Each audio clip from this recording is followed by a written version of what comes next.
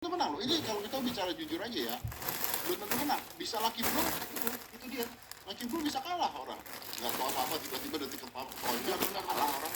Tapi itu om yang gue takutin ya. Dari kemarin gue kan ngeliatin dia story-nya kayak dia bakal harus segala cara buat melawan gue.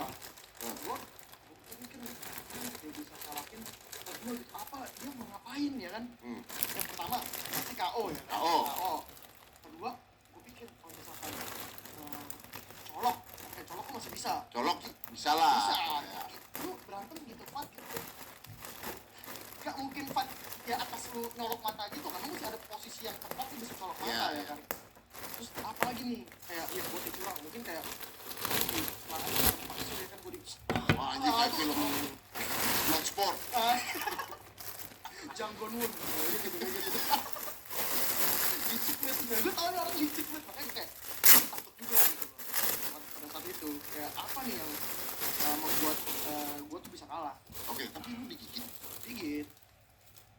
di kuping sama di apa di back. Lu tahu yang digigit di mana? Kan gue rasa om.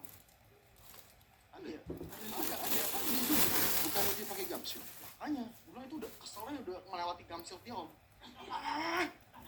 Nah kalau lu, sorry nih maaf nih, kalau lu digigit pakai gamsil bukan kayak nenek-nenek ngenyot berarti. Tapi dia dalam banget om, dia kenyotnya kayak